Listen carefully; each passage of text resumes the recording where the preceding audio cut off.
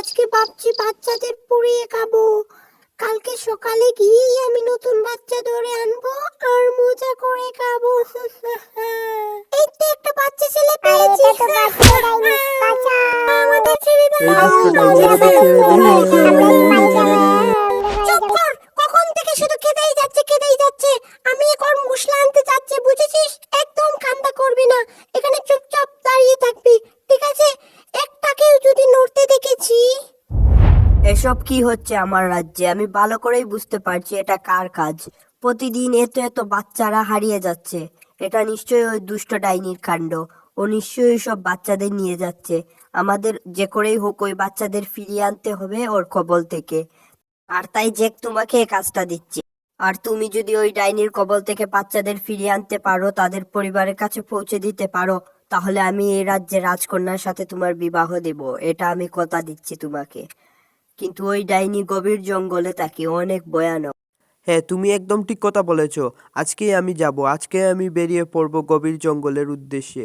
বাচ্চারা অনেক বিপদে আছে, ওই দুষ্ট ডাইনির হাত থেকে যে করেই হোক বাচ্চাদের ফিরিয়ে আনতে হবে।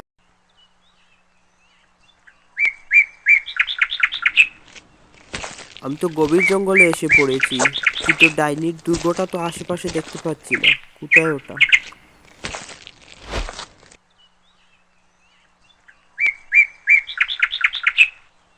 ওই তো আর একটু দূরে ডাইনির দুর্গ দেখা যাচ্ছে।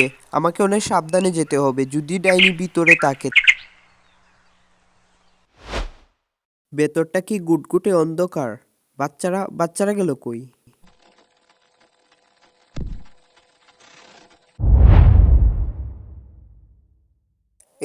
এই তো তোমরা, আমি তোমাদের নিতে আসছি ওই দুষ্ট ডাইনির কবল থেকে।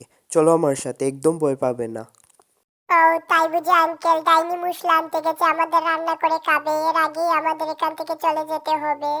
এই কে রে আমার দুর্গে এসেছে? কার এত বড় সাহস? ও তুই? এই নে,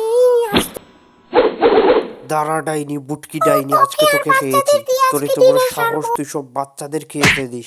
আজকে তোকে ছাড়বো না। ছাড়বো না, আজকে ছাড়বো না তোকে। দেখি তুই আমার ছেড়ে দে। বাঁচাও। ডিনার করবি না আমাদের দিয়ে? ডিনার করবি? এত বড় পেট তোর, আজকে তোকে মেরে এখানে। আমি বাচ্চাদের খাবো না। তুই বাচ্চাদের কাস আর না কাস, তুই অনেক বাচ্চাদের মেরে ফেলেছিস, তাই তোকেও এখন আমি মেরে ফেলবো।